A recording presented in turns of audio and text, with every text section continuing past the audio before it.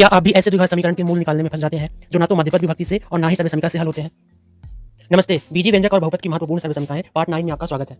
आज के वीडियो में हम पूर्ण वर्ग बनाने की विधि को समझेंगे, जिसे कंप्लीटिंग बाय स्क्वायर मेथड भी कहते हैं। चलिए आइए देखें कब इस विधि का यूज करना है। नंबर 1 है जब मध्यपद विभक्ति विधि से हल संभव ना हो।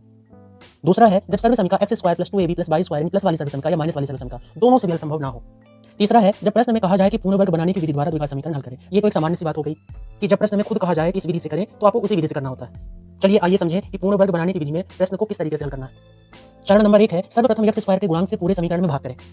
अचर पद को दाएं पक्ष में ले जाएं। उसके बाद दोनों पक्षों में x के गुणांक का आधा का गुणा करके उसका वर्ग दोनों पक्षों में जोड़ देना है।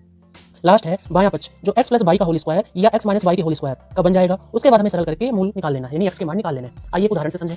अब जैसे देखिए आपके पास ये प्रश्न है। अब आप देख पा रहे होंगे कि इस प्रश्न में आप मध्यपद विभक्ति नहीं लगा सकते हैं, क्योंकि इसमें करना क्या है हमें कि अंतिम पद का गुणा प्रथम पद के गुणांक के साथ करना है, यानी 5 या 15। अब 15 ऐसी संख्या में लेनी है कि गुणा करने में 15 आए और जोड़ने पे 10 आए। वैसे कोई संख्या ही नहीं है। सर्वसमीकरण द्वारा भी आप देख सकते हैं कि प्रथम और अंतिम पद पूर्ण वर्ग संख्या नहीं है, यानी आप सर्वसमीकरण से भी हल नहीं कर सकते। तो ऐसे में हमें पूर्ण वर्ग बनाने की विधि का यूज करना है। सबसे पहले हमें करना क्या है कि x स्क्वायर का गुणांक यानी 3 है, तो हमें 3 का पूरे समीकरण में भाग करना है। इस तरह से अब देखिए 3 से 3 ये कट जाएगा। अब बाकी जितना बचा है हम वैसे के वैसे उतार लेंगे। इस तरह से अब आगे देखिए क्या करना है, इस अचर पद को हम बराबर के उस साइड ले जाएंगे, यानी राइट हैंड साइड ले जाएंगे। ये प्लस का 5/3 उधर जाके माइनस का 5/3 बन जाएगा। इस तरह से अब आगे हमें करना क्या है कि x यानी इसका जो गुणांक है 10/3, सबसे पहले हमें इसका आधा का गुणा करना है और फिर इसका वर्ग करके हमें जोड़ देना है दोनों पक्षों में। यानी हमें करना क्या है कि 10/3 का हमें पहले 1/2 का गुणा करना है, उसके बाद हमें इसका वर्ग कर लेना है, यानी हमें दोनों पक्षों में 25/9 जोड़ लेना है। इस तरह से इधर भी हमने 25/9 जोड़ा और बराबर उस साइड भी हमने 25/9 जोड़ा। अब देखिए अब हर सवालों में जो इधर वाला पक्ष बनेगा यानी लेफ्ट हैंड साइड बनेगा, ये प्लस वाली या तो माइनस वाली सर्वसमीकरण बन जाएगी, क्योंकि प्लस यानी प्लस वाली बनेगी। हमें करना क्या है कि पहले कोष्टक लेना है ऊपर घात 2, लास्ट में कोष्टक लेना है ऊपर घात 2। x स्क्वायर x का वर्ग है, 25 5 का वर्ग है, 9 जो है 3 का वर्ग है। ये हमें अपने से बनाना है। कैसे?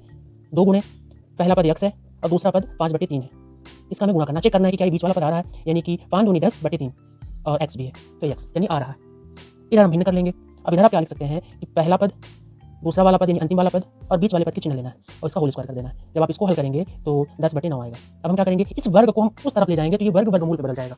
इस तरह से अब आप जानते हैं ये वाला पक्ष हम वैसे ही उतार लेंगे, यानी 10 जो है रूट में ही रहेगा, लेकिन 9 जो है वो 3 का वर्ग है। अब आप -3 का वर्ग करेंगे तब भी 9 आएगा, अब +3 का वर्ग करेंगे तब भी 9 आएगा, यानी कि जब ये रूट से बाहर आएगा तो ये प्लस माइनस का हो जाएगा और 9 जो है 3 का वर्ग है। इस तरीके से अब क्योंकि एक बार प्लस के चिन्ह है और एक बार माइनस के चिन्ह है, तो इस पूरे सवाल को एक बार हम प्लस के साथ लेंगे और दूसरी बार इस पूरे सवाल को हम माइनस के साथ लेंगे।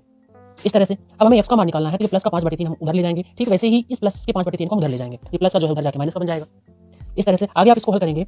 इस तरह से आपके प्रश्न का जवाब ये हो जाएगा, या आप इस चीज को ऐसे लिख सकते हैं, क्योंकि आप देख रहे हैं कि पूरा चीज सेम ही है, एक बार प्लस के साथ एक बार माइनस के साथ है, तो आप प्लस माइनस साथ में लिखिए, चाहे आप ऐसे जवाब दीजिए चाहे आप ऐसे जवाब दीजिए। मैं आशा करूंगा कि आपको ये विधि पूर्णतः समझ आई होगी। यदि आप x माइनस वाई के होल स्क्वायर वाली सर्वसमीकरण को समझना चाहते हैं एवं उसके प्रयोग को जानना चाहते हैं तो नीचे लिंक पर क्लिक करें। राधे राधे।